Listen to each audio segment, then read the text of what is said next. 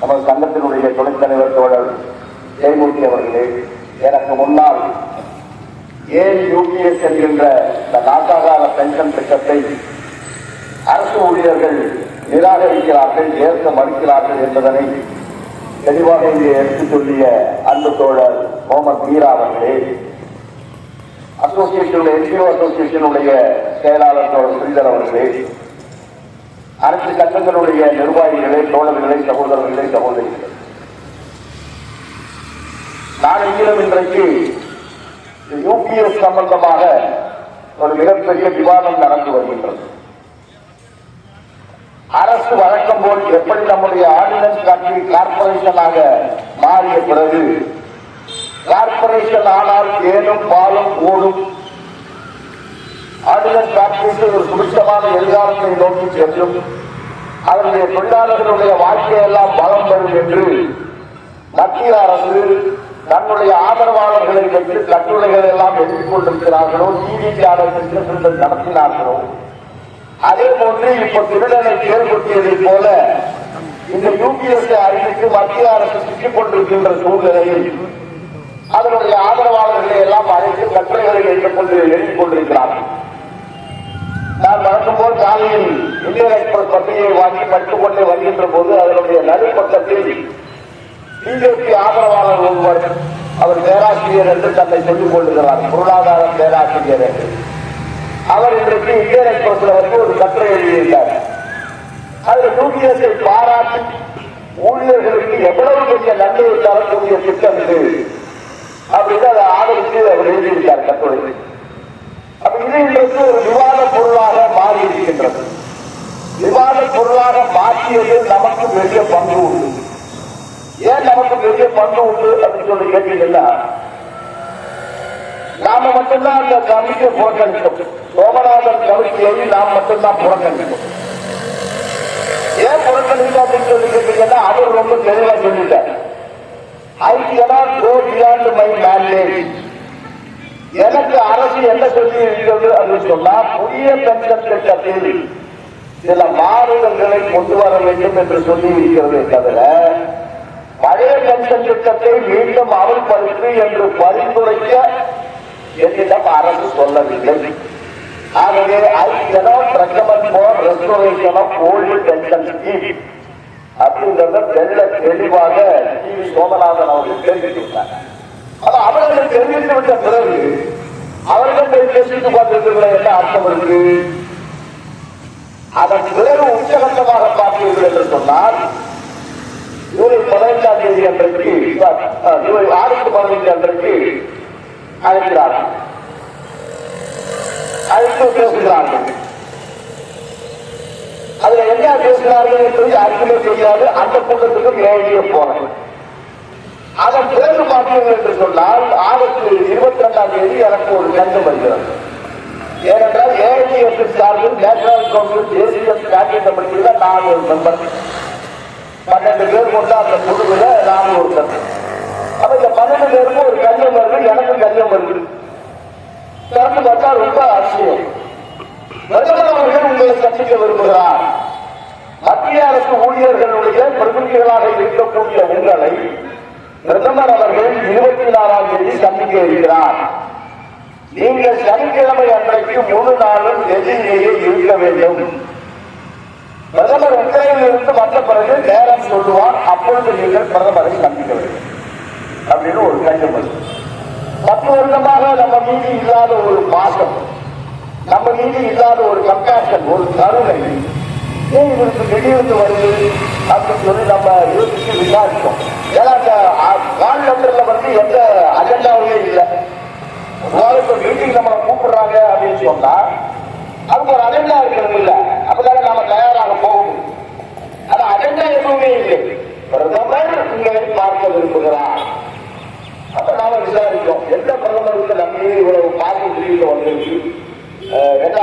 கமிஷனை பத்தி ஏதாவது அறிவிக்க போறாரா, 18 மாச டிஏ அரியர்ஸை கொடுக்க போறாரா, அதுல ஓபிஎஸ் வந்து நமக்கு திரும்ப வழங்க போகிறாரா, நம்முடைய மற்ற கோரிக்கைகளை நிறைவேற்ற போகிறாரா, கட்சிகள் முன்பணம் ஏற்றுக்கொண்டு 1 வருஷம் அதுக்கு ஃபெஸ்டிவல் அட்வான்ஸ் கொடுக்குறேன்னு சொல்லி இன்னைக்கு வரைக்கும் அதுக்கு ஆதரவு இல்லை. அப்ப இந்த மாதிரி நல்ல விஷயங்கள் ஏதாவது பேசுவாரா என்ன அப்படின்றதுக்காக விசாரிக்கிறோம். அப்பதான் தெரிய வருகின்றது. அன்றைய தினம் 5 மணிக்கு கேபினட் மீட்டிங்கில் அமைச்சரவை கூட்டத்தில் ஈவி சோமநாதன் கமிட்டியினுடைய பரிந்துரையை கேபினட்டில் ஏற்றுக்கொள்ள இருக்கின்றது. 5 மணிக்கு கேபினட் அதை ஏற்றுக்கொண்டுவிட்ட பிறகு 6 மணிக்கு மத்திய அரசு ஊழியர்களுடைய தலைவர்களை அழைத்து உங்களுடைய கோரிக்கைகள் நிறைவேற்றப்பட்டது, நீங்க எதுக்காக எம்பிஎஸ்ஐ இருக்கீர்கள், எங்களுக்கு 50% பென்ஷன் வேணும் அப்படின்னு கேட்டீங்க இல்லையா, 50% பென்ஷன் கொடுத்துடுறோம். அப்புறம் பென்ஷனுக்கு டிஏ வேணும்னு கேட்டீங்க, அதையும் கொடுத்துடுறோம். என்பிஎஸ்ல ஃபேமிலி பென்ஷனுக்கு ப்ரொவிஷன் இல்லைன்னு சொன்னீங்க, அதையும் கொடுத்துடுறோம். அப்புறம் என்ன சந்தோஷமா போயிடுவாங்க அப்படின்னு சொல்றதுக்கு தான் கூப்பிடுறாரு அப்படிங்கிற தகவல் வந்த உடனேயே ஏஐடிஎஃப் வந்து முடிவெடுத்தது. ஏஐடிஎஃப் தலைவர்கள் மாற்றத்தவர்களோடு கலந்து பேசிய மற்ற நிர்வாகிகளோடு கலந்து பேசி நாம என்ன முடிவெடுப்போம் கேட்டீங்கன்னா, நாம போறதில்லை, நம்ம புறக்கணிக்கிறோம். பிரதமர் அழைத்த கூட்டத்தை ஏஐடிஎஃப் புறக்கணித்து, ஆனால் புறக்கணிப்பதோடு மட்டுமல்ல, அவர் தெரியாதுல்ல நாம ஏன் புறக்கணிக்கிறோம்னு. அப்ப அவருக்கு ஒரு கடிதம் எழுதணும், அவருக்கு இன்ஃபார்ம் பண்ணணும். நாட்டினுடைய பிரதமர் அவர்களே, நீங்கள் மத்திய அரசு ஊழியர்களுடைய பிரதிநிதிகளை 24ஆம் தேதி அழைத்திருக்கிறீர்கள், எதற்காக அழைத்துள்ளீர்கள் என்பது எங்களுக்கு தெரியாது. ஆனாலும் நாங்கள் விசாரித்த வரையில் நீங்கள் புதிய பென்ஷன் திட்டத்தில் ஏதோ சில மாறுதல்களை சோமநாதன் கமிட்டியினுடைய அறிக்கையை ஏற்றுக்கொண்டு அறிக்கை இருக்கிறீர்கள். ஆனால் ஓல்டு பென்ஷன் ஸ்கீம் என்கின்ற பழைய பென்ஷன் திட்டத்தை தருவதற்கு நீங்கள் தயாராக இல்லை. ஆகவே ஏஐடிஎஃப் பொறுத்தவரைக்கும் அவருடைய ஒரே ஒரு கோரிக்கை, எங்களுக்கு பழைய பென்ஷன் திட்டத்தை திரும்ப வழங்க வேண்டும் என்பதை தவிர வேறு கோரிக்கை இல்லை. ஆகவே நாங்கள் இந்த கூட்டத்திற்கு வர முடியாது, புறக்கணிக்கிறோம். மீண்டும் உங்களை வேண்டுகோள் விடுகிறோம். மாண்புமிகு பிரதமர் அவர்களை வேண்டுகிறோம், உங்களுடைய முடிவுகளை மறுபரிசீலனை செய்து ஊழியர்களுக்கு அவர்களுடைய ஓய்வு கால வாழ்க்கை ஒரு அமைதியான மகிழ்வான வாழ்க்கையாக இருப்பதற்கு ஓட்டு பென்ஷன் ஸ்கீமை அவர்களுக்கு திரும்ப வழங்குங்கள் அப்படின்னு அவருடைய பர்சனல் மெயிலேயே நாம கடிதமும் அனுப்பிவிட்டோம். நாம போகல. 5 மணிக்கு கூட்டம் நடக்கின்றது, கேபினட் கூட்டம். அவர்கள் முன்வைத்து விட்டார்கள். பத்திரிகையாளர்களுடைய கூட்டத்திற்கு ஏற்பாடு செய்து விட்டார்கள். சோமநாதன் அவர்களும் அங்கே இருப்பார். ஏன்னா இப்ப அவருக்கு ப்ரமோஷன் வந்து கேபினட் செக்ரட்டரி ஆகிட்டார். இது நம்ம தமிழ்நாட்டுக்காரர் தான், கலைஞரோட வேலை செஞ்சவர் தான். கலைஞருடைய பர்சனல் செக்ரட்டரியா இருந்தாரு. கலைஞர் சீஃப் மினிஸ்டரா இருக்கும் போது அவருக்கு ஃபைனான்ஸ் செக்ரட்டரியா இருந்தாரு, அடிஷனல் சீஃப் செக்ரட்டரியா இருந்தாரு. நம்ம தமிழ்நாட்டுக்காரர் தான். இப்ப அவர் கேபினட் செக்ரட்டரி ஆகிட்டார், மத்திய அமைச்சரவை செயலாளர் ஆகிட்டார். அப்ப அவரும் ரயில்வே மினிஸ்டர் வைஷ்ணவி அப்பிலி வைஷ்ணவ் அவங்க 2 பேரும் உட்கார்ந்து பத்திரிகையாளர்களை சந்திப்பார்கள். அதுவும் முடிவு பண்ணியாச்சு. பத்திரிகைக்கு கொடுக்க வேண்டிய அறிக்கையும் தயார் பண்ணியாச்சு. இவ்வளவும் பண்ணிட்ட பிறகு 6 மணிக்கு தலைவர்கள் எல்லாம் அழைத்து இந்த முடிவை அறிவிக்கிறார். நான் சொன்ன மாதிரி உங்களுக்கு 50% பென்ஷன் கிடைக்கும், ஹாப்பியா இருங்க, சந்தோஷமா இருங்க. உங்களுக்கு அந்த பென்ஷனுக்கு டிஏவும் கிடைக்கும், இன்னும் சந்தோஷமா இருங்க. உங்களுக்கு ஃபேமிலி பென்ஷனும் கிடைக்கும். அப்புறம் உங்களுக்கு என்ன பிரச்சனை, உங்களுடைய 3 கோரிக்கைகளையும் என்னுடைய அரசு நிறைவேற்றி இருக்கின்றது, நீங்கள் மகிழ்ச்சியோடு போய் தொழிலாளர்களிடத்திலே இதை அறிவியுங்கள் அப்படின்னு சொல்லி அவர் எழுதி வெள்ள போயிட்டார். தலைவர்களும் அப்படியே நம்பினார்கள். பரவாயில்ல, நமக்கு 50% பென்ஷன் கிடைக்குது, நம்ம கோரிக்கை அதுதானே. அந்த பென்ஷனுக்கு டிஏ கிடைக்குது, நம்ம கோரிக்கை அதுதானே. நமக்கு ஃபேமிலி பென்ஷன் கிடைக்குது, நம்ம கோரிக்கை அதுதானே அப்படின்னு மகிழ்ச்சியாக பிரதமரை வாழ்த்தி அவரோடு நின்று புகைப்படங்கள் எல்லாம் எடுத்துக்கொண்டு வந்துவிட்டார்கள். அவங்க வெளியில வந்த உடனேயே அதே அரங்கத்தில் பத்திரிகையாளர்கள் கூட்டம். அங்க மந்திரி வைஷ்ணவ் சொல்றாரு, அத்திரி வைஷ்ணவ் சொல்றாரு, 50% கிடைக்கும், ரிட்டையர் ஆகும் போது உங்களுடைய கடைசி 12 மாதத்தினுடைய சராசரியில் 50% கிடைக்கும் அப்படின்னு சொல்றாரு. அந்த பென்ஷனுக்கு டிஏவும் கிடைக்கும் அதையும் சொல்றாரு. அதுக்கப்புறம் சொல்றாரு 10,000 ரூபாய் குறைந்தபட்ச பென்ஷனாக இருக்கும், அதில் 60% அப்படின்னா 6,000 ரூபாய் ஃபேமிலி பென்ஷனாக இருக்கும். கூடுதலாக ஒரு தொகை, அங்கதான் சிக்கல், அங்கதான் சூட்சுமம், அங்கதான் சரி திட்டம். கூடுதலாக ஒரு தொகை ஊழியர்கள் எவ்வளவு 6 மாதம் சர்வீஸ் வச்சிருக்கிறாரோ, அவர் எவ்வளவு 30 வருஷம் சர்வீஸ் பண்ணியிருக்காருன்னு சொன்னா அவருடைய பாதி 15 வருஷம். அவங்க 15 ஆண்டுகளை கணக்கிட்டு அதுல 20% அப்படின்னா 6 மாசம் சர்வீஸ்க்கு 10% பேசிக் பேப்பர்ஸ் டிஏ இது ஒரு இழப்பீட்டு தொகையாக வழங்கப்படும் அப்படின்னு சொல்றாரு. அதை சூட்சுமமாக யாரும் கவனிக்கல. எதுக்காக நமக்கு கூடுதலாக ஒரு அமௌண்ட கவர்மெண்ட் கொடுக்குது, கொடுக்குது, டிஏ கொடுக்குது, ஃபேமிலி பென்ஷன் கொடுக்குது, குறைந்தபட்ச பென்ஷன் 10,000 சொல்லிட்டாரு, அது ஃபேமிலி பென்ஷன் 6% சொல்லிட்டாரு. இவ்வளவையும் தாண்டி ஒரு அமௌண்ட் தனியா கொடுக்குறாரு இந்த யூபிஎஸ்சிக்கு மட்டும் அப்படிங்கிறது ஒரு கேள்விக்குறி அல்லவா? ஆனா அதுக்கு அவர் எந்த பதிலும் சொல்லல. ஏன்னா இந்த அரசுல பத்திரிகையாளர்கள் கேள்வி எல்லாம் கேட்கக்கூடாது, அவங்க சொல்றதை கேட்டுட்டு வந்துடணும். ஆனாலும் ஒரு துணிச்சலான பத்திரிகையாளர் எழுந்து அந்த இடத்து கேட்கிறார் சோமநாதன் இல்ல. ஆமாங்க, இப்ப இருக்கிற பழைய பென்ஷன் திட்டத்துல 20 வருஷம் முடிஞ்சா வாலண்டியர் ரிட்டையர்மெண்ட் போலான்னு இருக்கு. அப்படி போனாங்கன்னா அவங்க பேசிக்கிட்டால 50% பென்ஷன் இருக்கு. ஆனா உங்களுடைய இந்த திட்டத்தில் யூபிஎஸ்ல வாலண்டியர் ரிட்டையர்மெண்ட் இருக்கா, தானாக விரும்பி ஓய்வு பெற்று போகலாமான்னு ஒரு பத்திரிகையாளர் கேட்கிறார். அதுக்கு சோமநாதன் ரொம்ப தெளிவாக பதில் சொல்லி இருக்கிறார். என்ன சொல்லி கேட்டீங்கன்னா, போலாம், இந்த திட்டத்திலையும் வாலண்டியர் ரிட்டையர்மெண்ட்ல போலாம், ஆனால் 25 ஆண்டுகள் முடிந்தால் போகலாம். இப்ப 20 ஆண்டுகள் முடிந்தால் போகலாம் ஓல்டு பென்ஷன்ல. ஆனா யூபிஎஸ்ல 25 ஆண்டுகள் முடிந்தால் போகலாம் அப்படின்னு சொல்றாரு. அப்ப பத்திரிகையாளர் கேட்கிறார், 25 ஆண்டுகள் முடித்து போனால் அவருடைய கடைசி 12 மாதத்தினுடைய சராசரியில் 50% அவருக்கு பென்ஷன் கிடைக்குமா அப்படின்னு கேட்டா சோமநாதன் பதில் சொல்றாரு, அப்படி கிடைக்காது. 25 ஆண்டுகளுக்கு பிறகு அவர் வாலண்டியர் ரிட்டையர்மெண்ட் போகலாம், ஆனால் 60 வயதை பூர்த்தி செய்கின்ற போதுதான் அவருக்கு பென்ஷன் கிடைக்கும் அப்படின்னு சொன்னா, நம்ம ஆர்டினன்ஸ் பிராக்டிஸ்லேயே நிறைய பேரு அப்ரெண்டிஸ் முடிஞ்ச உடனே வேலைக்கு வந்தவங்க இருக்காங்க. ஒரு 20 வயசுல, 21 வயசுல, 22 வயசுல வேலைக்கு வந்தவங்க இருக்காங்க. அவர் கம்பாஷன் அப்பா இருக்காரு, பையனுக்கு நல்ல பேசி பூர்த்தி ஆகி போச்சு, பையன் வேலைக்கு வந்துட்டான், அந்த மாதிரி இருக்காங்கல்ல. அப்ப அந்த தொழிலாளிக்கு 25 வருஷம் சர்வீஸ் ஆகும்போது அவருக்கு ஒரு 45 வயசு இருக்கும், அவருக்கு 46 வயசு இருக்கு. அப்ப அவர் வாலண்டியர் ரிட்டையர்மெண்ட்ல போனால் அங்க என்ன நடக்கும்? அவர் வாலண்டியர் ரிட்டையர்மெண்ட்ல போனால் 15 ஆண்டுகள் காத்திருக்கணும். 15 ஆண்டுகளுக்கு அவர் காத்திருந்தால் மட்டும்தான் 60 வயசு அவர் எட்டி பிடிப்பாரு. 60 வயசு எட்டி பிடிச்ச பிறகுதான் அவருக்கு பென்ஷன் வரும். எவ்வளவு பெரிய மோசடி! இந்த 15 ஆண்டுகளுக்குள் நான் இறந்து போய்விட்டான், நான் இறந்து போயிருக்கையா? என்ன, நான் சேர்த்து வச்சிருக்கிற பணம் கிடைக்குமா, அவங்களுக்கு ஃபேமிலி பென்ஷன் கிடைக்குமா? இதற்கெல்லாம் எந்த பதிலும் இல்லை. இதை நாம் புரிந்து கொள்ள வேண்டும். ஏன் நமக்கு மற்ற வருஷங்கள் சொல்லிக் கொடுக்கலாம்? ஒவ்வொரு 6 மாத சர்வீஸுக்கும் உங்க பேசிக் டிஏ விட 10% கூடுதலாக உங்களுக்கு கொடுப்பேன் அப்படின்னு ஏன் சொல்றாரு?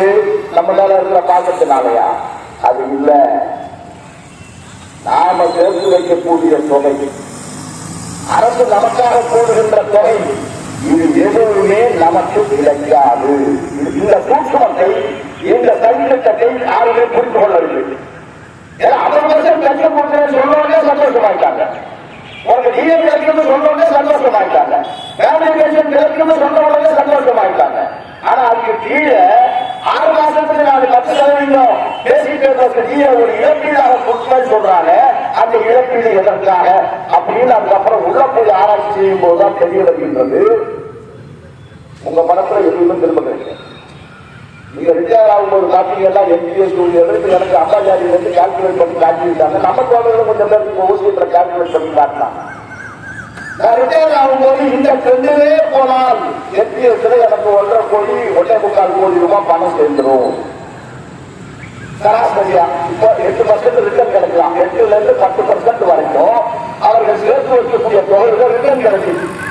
இந்த ரிட்டர்ன் அப்படியே கண்டினியூ ஆகி அச்சிருக்கக்கூடிய ஒரு 15-20 ஆண்டுகள் சர்வீஸ் தான் செய்தால் என் அக்கௌண்ட்ல 1.25 கோடி ரூபாய் பணம் இருக்கும். அந்த 1.25 கோடி ரூபாயில ஒரு நயா பைசா கூட இந்த ஊழியருக்கு கிடைக்காது. பேசுகின்ற போது ஒன்று சொன்னார். என்ன சொன்னாரு? இப்போ நாம 10% போடுறோம், கவர்மெண்ட் நமக்காக 14% போடும். என்ன சொல்லியிருக்கான்? கவர்மெண்ட் இன்னும் ஒரு 4.5% போடும். அது எவ்வளவு போடும்? 18.5. ஆமா, நான் உண்மையா இன்னைக்கு வரைக்கும் என்ன நினைச்சிட்டு 10% நமக்கு போடுவாங்க. நம்ம சம்பளம் நம்ம ரெக்கவரி 10% போட்டுருவாங்க. பென்ஷன் ஃபண்ட்ல 18.5% போடுவாங்க. ஆனா நேற்று மாலையில நான் எனக்கு டெல்லியில இருந்து வந்த செய்தி என்ன சொல்லுன்னு கேட்டீங்கன்னா, இப்ப டிராப்ட் ரெடி பண்றாங்கல்ல, அரசு உத்தரவு ரெடி பண்ணிட்டு இருக்காங்க. அதுல என்ன சரக்கு வைக்கிறாங்கன்னு கேட்டீங்கன்னா, அரசாங்கம் 10% தான் உங்களுக்கு போடும். நீங்க 10% போட்டுட்டா அரசாங்கம் உங்களுக்காக ஒரு 10% போடும். அப்ப ஏற்கனவே போட்டு 14% ஒரு 4%, இப்ப கூடுதலாக போடுறேன்னு சொன்ன 4.5%, இதை ரெண்டையும் வெளியே கொண்டு வந்து 8.5% உங்க கணக்குல வராது. அது அரசாங்கத்தினுடைய கணக்குல செப்பரேட்டாக அவர் சொல்றாங்க, உங்களுக்கு 50% கொடுக்காது. அதுக்காக அந்த 8.5% பங்கு தனியாக மெயின்டைன் செய்யப்படும் அப்படின்னு. அப்ப நமக்கு இந்த யூபிஎஸ்ல என்ன நன்மை சொல்றது? ஏவிதான் பல தலைவர்கள் சொன்னாங்க இல்லையா, ஆதரிச்சிருக்கிறாங்க. அறியாமையினால் ஆதரிச்சிருக்கலாம். இந்த அவசியங்கள் இருக்குல்ல, அதுக்கு உள்ள டீப்பா போய் அனலைஸ் பண்ணாததுனால ஆதரிச்சிருக்கலாம். அல்லது நாம் அதுல ஒரு மாற்றி ஆயிட்டோம், பிரதமருக்கு போய் நாம் ஏற்றுக்கொண்டு வந்து விட்டோம்.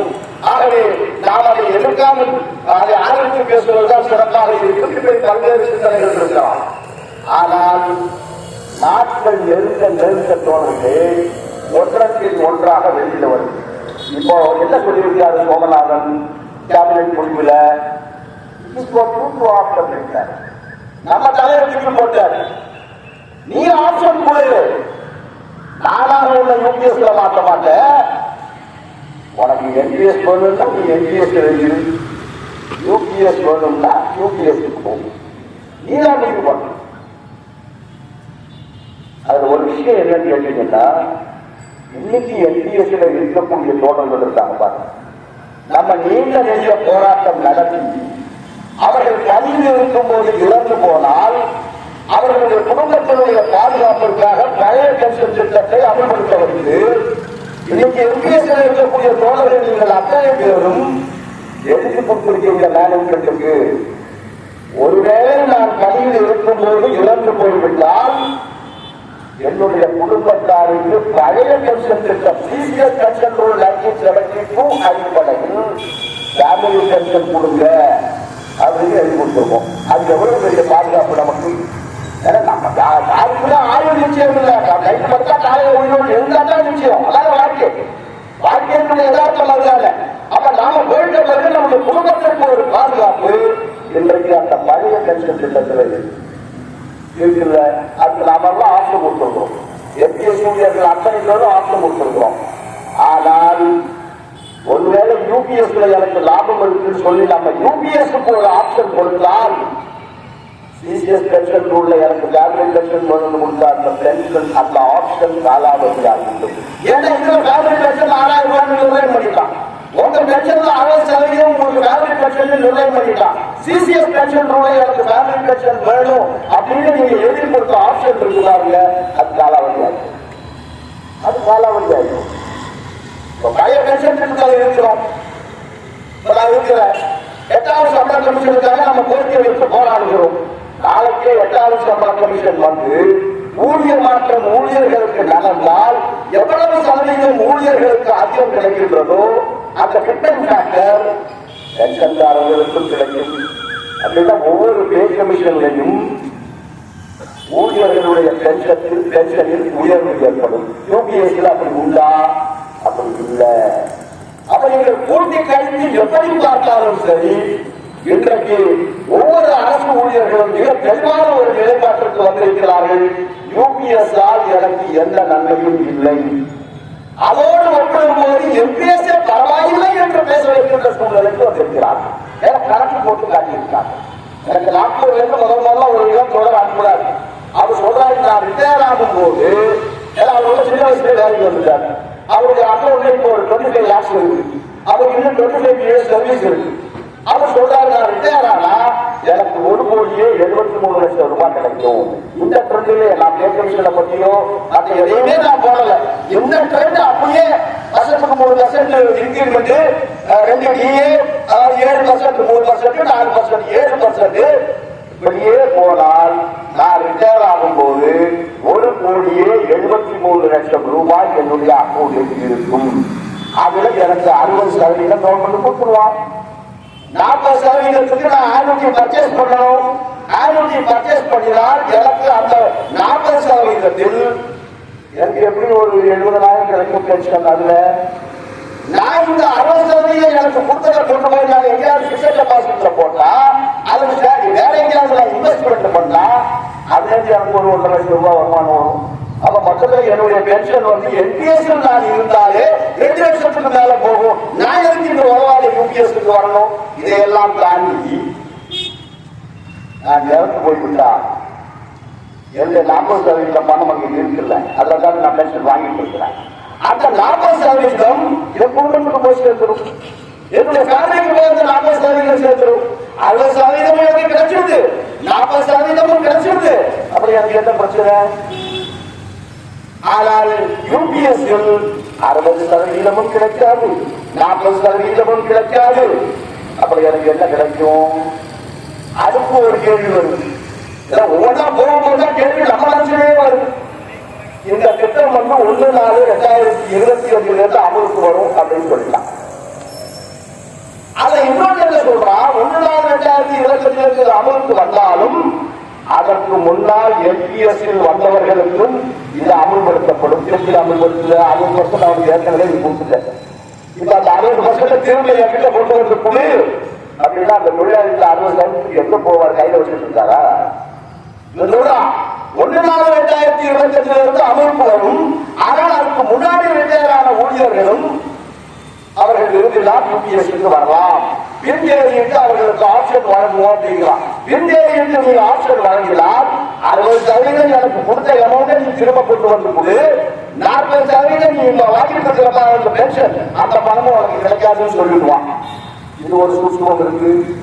இன்னொன்று 1/4/2025 பிறகு அமலுக்கு வரும் அப்படின்னு சொன்னா அதுக்கு டிஏ 1/4/2025 பிறகு வரக்கூடிய டிஏவா அப்படின்னா 0 ஆரம்பிக்கு. இன்னைக்கு டிஏ 53 அப்ப ஆச்சு.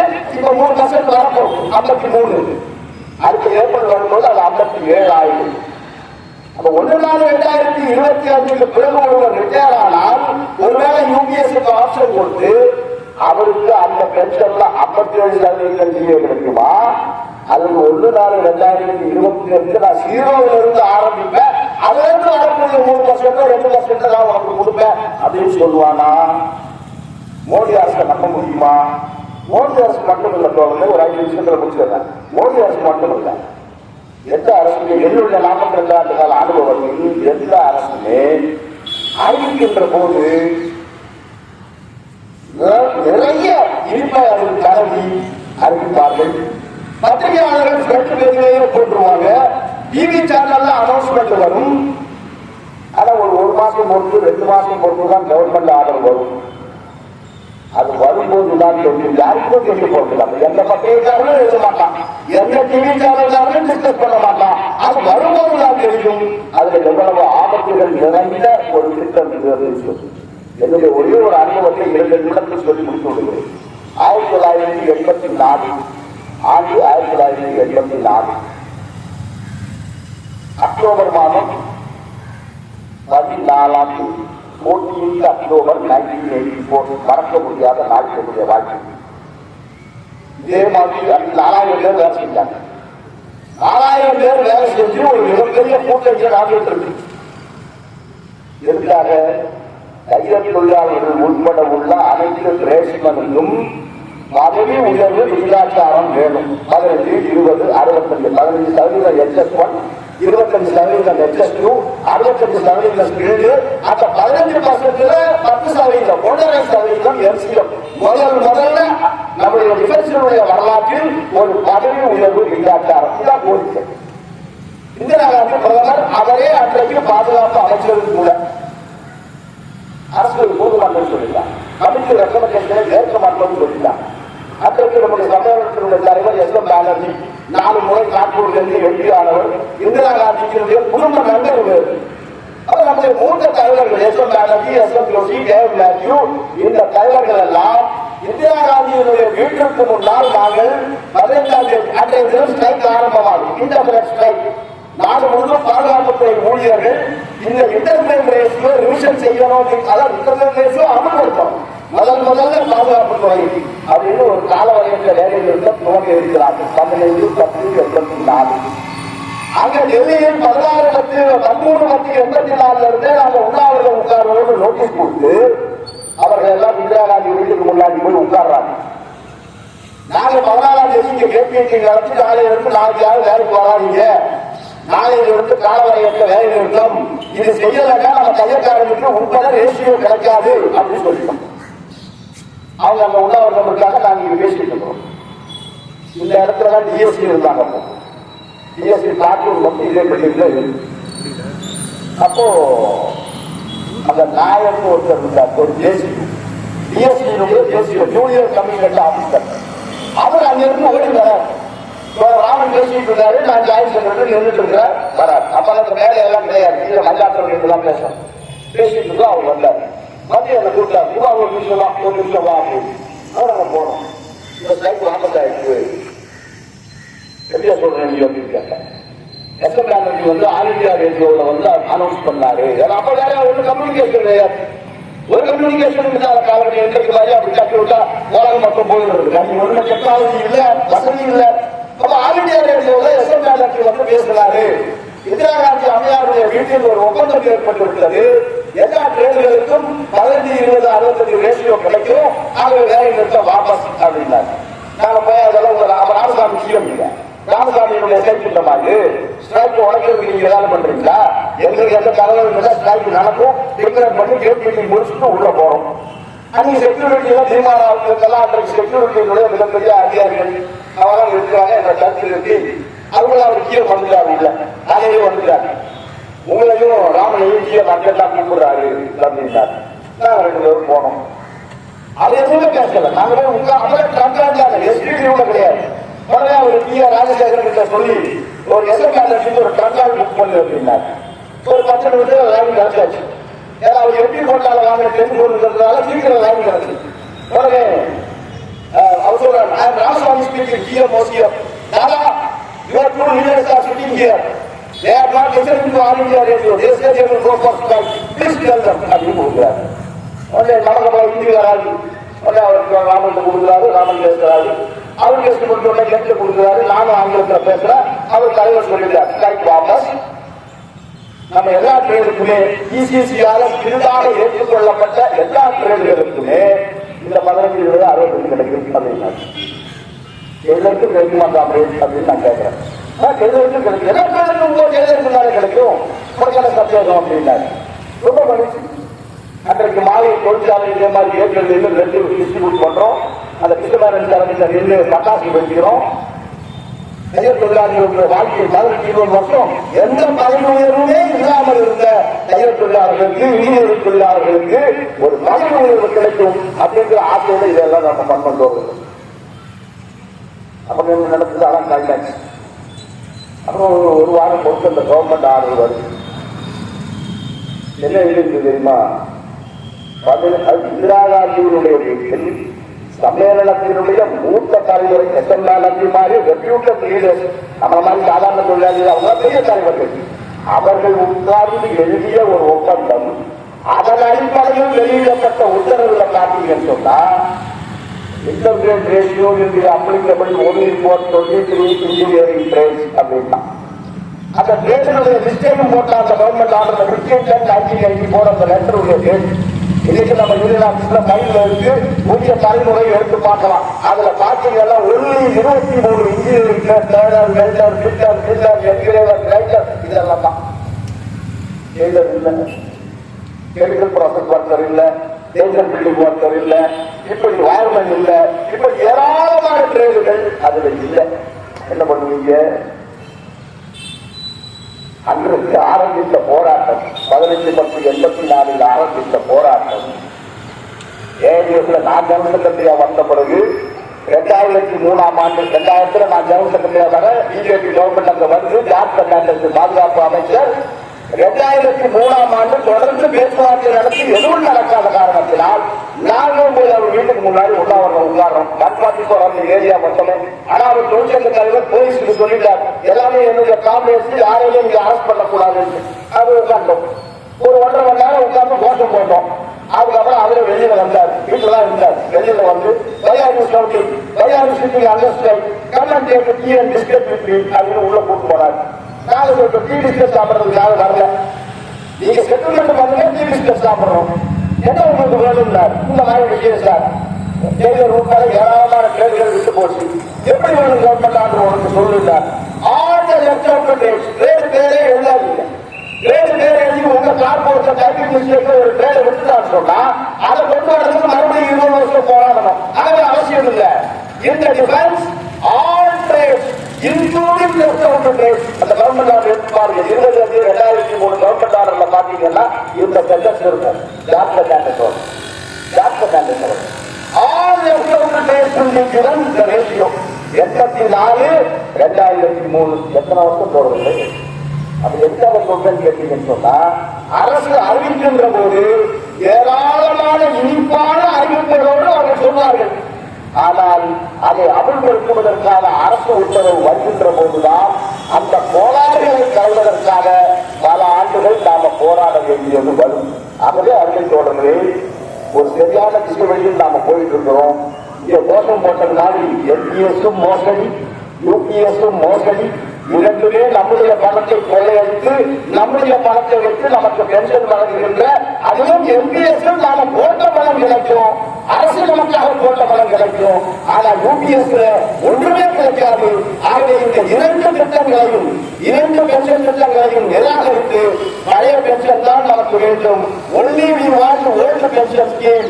We don't want UPS, we don't want NPS. ஆகவே அந்த ஓபிஎஸ்ஐ வென்றெடுப்பதற்கான போராட்டத்தை நோக்கி நாம் பயணிப்போம் என்று தெரிவித்து இவ்வளவு நேரம் காலதாமதமானாலும் பொருளோடு இருந்து இந்த கூட்டத்தில் கலந்து கொண்டவர்கள் அத்தனை பேருக்கும் அனைத்து சங்கங்கள் அசோசியேஷன்கள் சார்பில் நெஞ்சார்ந்த நன்றியை தெரிவித்து வேலை செய்கிறோம். நன்றி, வணக்கம். வேண்டாம்